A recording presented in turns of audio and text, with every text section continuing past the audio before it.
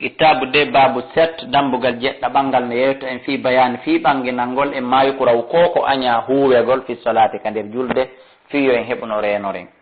e mu yukura hino anya fi salati ka julde al iltifatu yejjitorgol bi wajhi yeso makko gongo wo sadrihi e berne makko ndewo kon yejjitorgol yeso gon ko yejjitande nde anduden de kon yejjitorgol bende den don wona bange didi yejjitorgol berne den no wona yilagol ha berne den hucca qiblon yejjito ha berne den hucca qiblon no wona kadi ittugol berne den ka julde yaha e miijagol piijigo berne den dum don alhaaliji didi kala ko yejjitagol berne den no لقول النبي صلى الله عليه وسلم هو يجتغل اختلاس كو ويبان يختلسه الشيطان ده شيطان ويبوتو من صلاة العبد إمر دي جلد جيادون رواه البخاري إلا أن يكون سيونا لا تو ذلك أن يتند لحاجة كو فيه حاج مولنادو فلا باس هرايدون إلا لا به يتندن كما في حالة الخوف ونوني كدي الحال كل تي أنتي هلو غنيو ما هلو غفلون قدوة سبها أو يلتتي e o yejjiti haray nde yejjitande ɗon ella ala e mayre aw kana ma laato yejjitande nden li garadin ko fi fandunde sahihin sillunde ɓeydande moƴƴinde julde nden haray nden yejjitande ɗon kadi ella ala ɗon fa in istadara si o yiilodi bi jamii badani e dendanangal ɓandu makko ndun aw istadbaral kaaba ma o hucci qibla on few fi gayri halati l khawf hara wona e alhaali kulol batal solatu aray ɗon julde makko nden boni li tarkihi saabu accugol makko allah istiqbala fiwtugol ngol ko qibla bila uduri ko alda e nganta haray ɗon saabu ko o yeƴƴintini kon o yiili ɓanndu makko no fof o fewtiri nanama ñamama hirnange haray ɗum ɗon bonni julde makko nden tawi koko alda e nganto e fatabayyana bi hada hino ɓangira noon saabu ɗum ɗo annal iltifata no yeƴƴitagol ngol fi salati ka julde fi halati l khawf ka alhaali kulol ɗum ɗon la basa bi ella la e mum li anna dhalika saabu ɗum min daruriyat al qital ko jeeya ɗum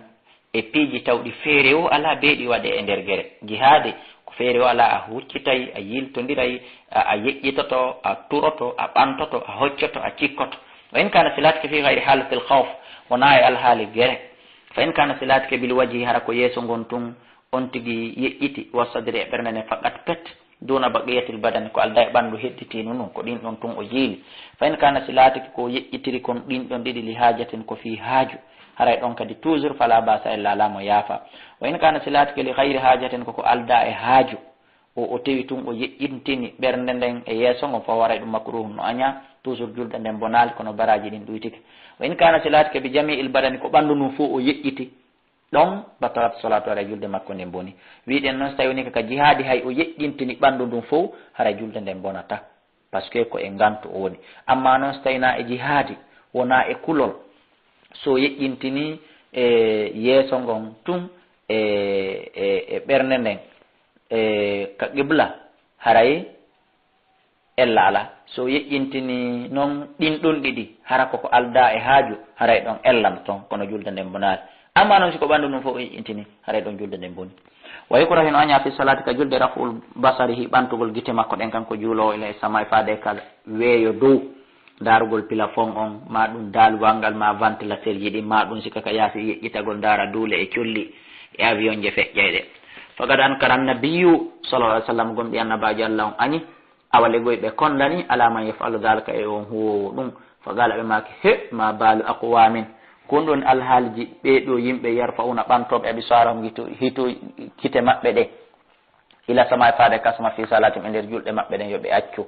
wattadda ɓe tiiɗini ɓe sattini ɓe tintini qawlahu konngol maɓɓe ngol fi dalika e nder ɗum hatta qala ha ɓe maki ñandego he la yantahanna wallahi yo haɗito la yantahanna wallahi yo accu an dalika e fi waɗugol ɗum aw la tahtafanna ma ɗum ɗo wippete ñandego absaram gite maɓɓe ɗen ɓe ɓanta ɗe tun ɗe wippe ɗe yara ton rawahu lbukhari wagan sabaga gomɗi feƴƴi annahu wonde ko woni yanbahi no hani an yakuna nde latoto nasara almusalli gite juulowo nde ɗe cikkoto ila mawdi a sujudihi nokku ka o sujjata ɗon fala yanbahi law hananamo an yasraha nde o kolkaltata basaraw gite makko ɗen fima amamahu e konko ndiyesa makko min aljidirani immorde e madi ndin wannuqush e ko penta ko ñeña wal kitabati e bindi windaɗi nder ton wona hay dalika e ko hina ɗum li anna dalika saabu ɗum ɗon fop yashghulhu wippotomo sohlinaymo an salati ittamo ga julde makko nden wa yukrahu hino aña fi salati ka julde tahmidu aynayhi ombugol gite makko ɗen li gayri hajatin ko alda e haaju amma so kullu woni wirude ara ma ko nduggu ma ko goɗɗum ngo munnagol ɗon fita ɗum ko nder ton ellala kono tewagol tum munno par ce que woɓɓe son daari nde heɓe juula haray ɓe munni surtout ka sujudu li anna dalika saabu munnagol ngol ka julde min fi'lil yahud ko jeyaɗo e golle al yahud wa in kana salati at tahmidu ombugol gite ɗen li hajatin ko haaju haray ellala ka an yakuna wonode laatoto masalan amamahu yeeso makko ma yahushu alayhi salata konko soyin sintamo e julde makko nden tata pellet sowdite gite makko ɗen nde daari ɗum ɗo on ɗo ittayme julde nden o ombaɗe fi taw yi'u ɗum ɗon ka zahari fi wono cuɗariji watta zuwik e pentirji ñeñaɗi e pikkanɗeji pikkandeji pikkaɗi ñeña haray ɗum ɗon fala yukrahu ellala eghmadu ombugol ayna e gite makko ɗen an he fi darugol ɗum ɗon hada ma'ana ko ɗum ɗo woni ma'ana ko ɗum ɗo woni tigi tigi ma dakarahu ko janti ɗum ibnul qayyim rahimahullah wa yakrahu no aña fi salat ka julde iqa'uhu ƴomminagol makko kadi fil julusi ka jonde wa huwa koni ƴomminagol an yafrisha ko nde weƴƴitata kada mayhi teppe makko ɗen ɗiɗi wa yajlisa o jooɗo ala qubayhi ka hoore codduli makko ɗum hino aña ka hoore teddudiji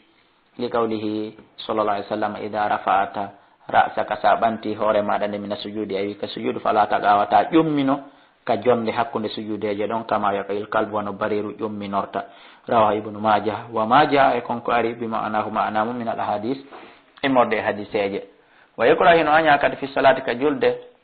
an yastanida nde on tigi ɓarato ila jidarin faade e jimbal wana wi e ko nandita tawi ɗum haalal qiyami ka alhaali daragol si on ara ko ganto illa min hajatin so naara ko haaju waɗi moye ɗum saabu nawnare ma ronkere ma nayewu li anno saabu kanko waɗugol ɗum ɗon yazilu ittay mashaqqatul qiyami musendi daragol ngol awale ko yontigi heɓu tampere daragol juulangol fa inna faalahu so huwi ɗum noon li hajatin wonande haaju kamaradin wano nawnare wona hawi ko nande so tawi ɗum wano nayewu wano barneji fala basa haray ɗon ellala wa yukrahu no aña fi salati ka julde iftirasu dira'i weƴƴutugol sogone makko ɗen kadi haala sujudi alhaali ka sujji ɗon weƴƴita newe ɗe wo sogone ɗe o lappa fo ka leydi ɓen yamaddahuma ɗum ko nde o fontata sogone ɗen alal ardi ka hoore leydi ma ilsaqihima wondude e ilsaqihima e kuulugol ɗe kanje sogone ɗen mbiha e leydi ndi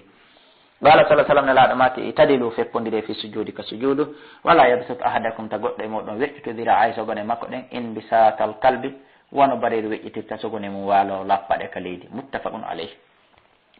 wa fi hadisin ahar no ari hadise goo wala yaftarish dira'ayhi wota on tigi weƴƴitu sogone makko ɗen iftirashal kalbi wono bareeru weƴƴitirta wa yukrahu hino aña fi salati ka julde al abath fijindaru wawo ko woni ɗum allahab ko fijindaru wa amala e gollugol ma la faidata fi ko nafoore ala e muɗum gollira ɗum mbiyadin jungo ngon aw rijilin ma koyngal ngal aw lihiyatin ma ɗum waare nden aw thawbin ma conci ɗin aw gayri dhalika wa min hono e muɗum masul arde mawlugol leydi ndi min gayri hajatin ko alda e haaju wona e fijirgol koccuje ɗen ɗo no juulude wa yukrahu hino aña awa fi salati ka julde at takhassuru ñeƴƴugol ceeci ɗin wawo koni ɗum waddol yadi ko waɗugol juuɗe ne alal khasirati ka hoore keeci o yiya ɗum e ashakilata ko wiyete ceeci ko soɓɓundu ma fawqa ra'si walla ma fawqa ra'sil waraki e minal mustadek ko konko woni hoore fowre nden immorde e ka turotoɗon ka ceeci ko ɗum ko fanda mi mana ko raɓɓiɗe kon ko feeñi kon ka pular min ko ceeci ɗum ɗo addugol ɗum ɗo ko explication fiyo en andu ko honto woni ceeci kono sen wiyama enen ceeci en andi ko honto wa dalika ɗum li anna takhassur saabu no ñoƴƴugol ceeci ka julde fi'ilul kuffar wal mutakabbirin ko golle heferɓe ɓen noon e mawnintiniɓe ɓen wa gadu no hina gomɗi en haɗama e anit tashabbu bihim e nandintina golle e ɓeeɗo ɗi ɗo kala fagada sabata gomɗi tabiti fil hadisi l muttafiq alayh e hadise fottanaɓe mum annayi haɗore an yusalli rajulin nde neɗɗo juulata si wiyama rajul ka dina nayen faamu ko gorko tum wasi debbo tawaka kono andi ka islam si innama rajul haray gorko debbo naati wasi innama ka français masala l'homme andi l'homme ko neɗɗo fof e neɗɗo nde juulata muhtasaran hara ko ñoƴƴude ceeci ɗin wa yukrahu hino aña fi salati ka julde farqatu asabihi kottingol kulli makko ɗin wa tasbiki ha e ɓisindirgol ɗi ni ɓisindira ɗi ni ɗum ɗon fof muɗum hino haɗa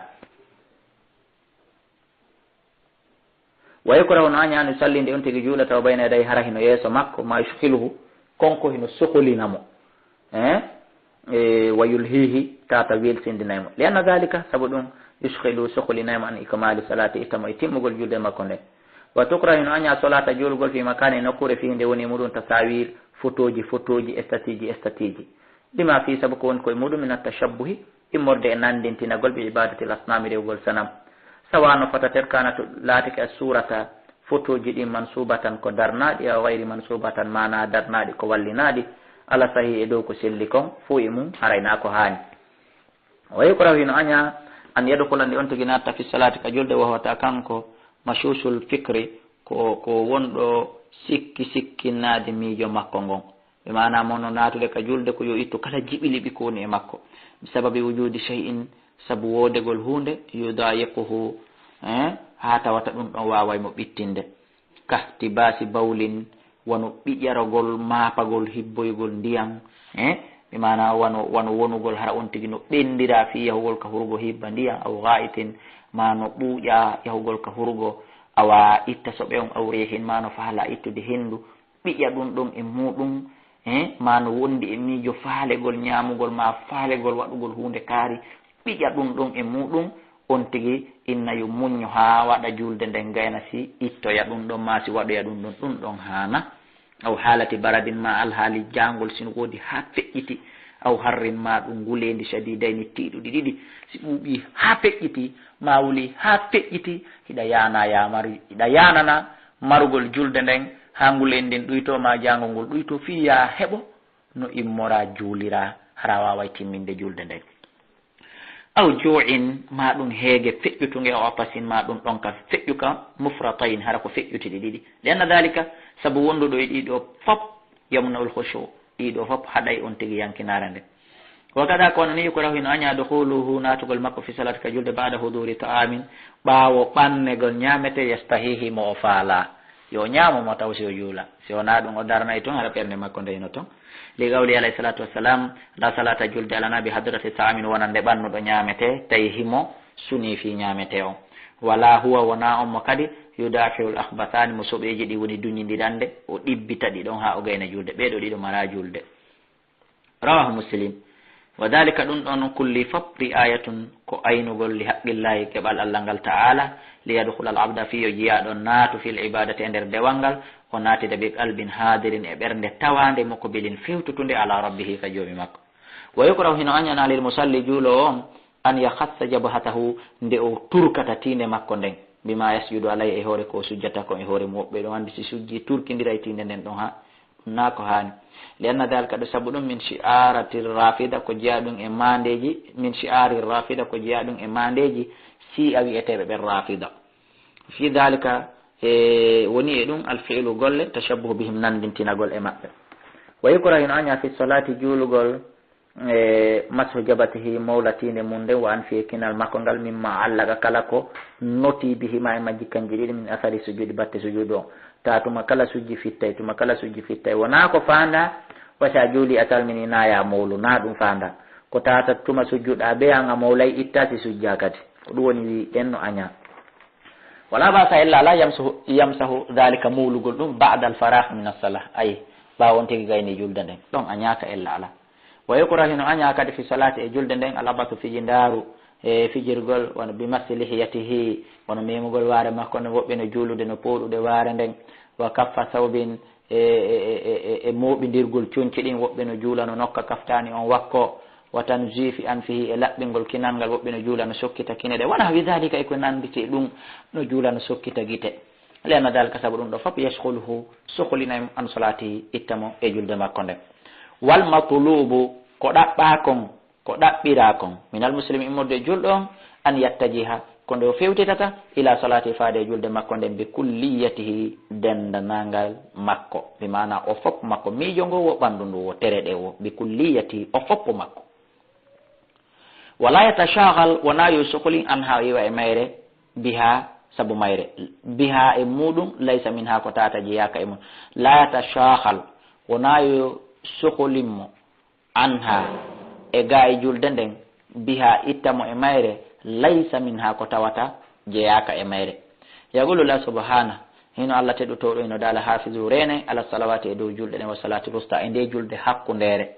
Nden qissa buyno ɗon woɓɓe inni ko subaka, woɓɓe inni ko fana, woɓɓe inni ko subaka, woɓɓe ko alansara, ko ɓuri fottanede ko alansara, kono ko fanda ko yontigi reno e julɗe ɗen fof. Wa qumu lillahi darano ɗon Allah qanitina hara ko on yankiniɓe. Falmatlubu ko ɗaɓɓa kon iqamatu sala ko daranagol nde julde bi huduril qalbi e tawnugol ɓernde wal khushu e yankinare nde, wal ityani e addugol ko ɗum woni tottugol bima yushra'u lahuma ko sar'inanaɗi kon kanji ɗiɗi, daragol ngol e yankinagol ngol. Wa tarku e accugol ma yunafihima kala ko riwata itta ɗiɗo aw yanqusuhuma ma kala ko ɗoytati kanji ɗiɗi min al aqwal immorde e konguɗi wal af'al e golleli. Li takuna fiyo laato salatun julde sahihatan sellunde mubri'atan woɗɗitinde e lidimmatin e felore fa'ilu muburatan ta ko nde woɗɗitinde li dimmati fa'iliha e felegol golluɗo nde on, bi mana nde wona woɗɗitinde e nde joom mayre felete. Wali takuna fiyo nde wonu salatan julde fi suratiha e mbaadi mayre on wa haqiqatiha e haqiqa mayre on, la fi suratiha haranayo nde wonu julde ka mbaadi faqatu tun nder on ka wonde julde ka haqiqa. Waffaqa Allahu al-jami'. Yo Allah hawrindin en dendangal min Abdoullahi Kalla wonɗo jangude ono wonɓe jentade tafsir o laha fi nde ɗo julde fihi konkoni e nder muɗum alkhayra moƴƴere wa sadata e malore fi dunia kana wal akhirati e ka lahara. Kala ko famini yette Allah subhanahu wa ta'ala waɗanolla min Abdoullahi Kalla du'a. Kala ko tata faminaki on nodda elanka numéro téléphone 68 60 53 09 67 même numéro 63 même numéro 60 même numéro. Kala ko tata faminaki mon noddilanno so tawi komi wawi famin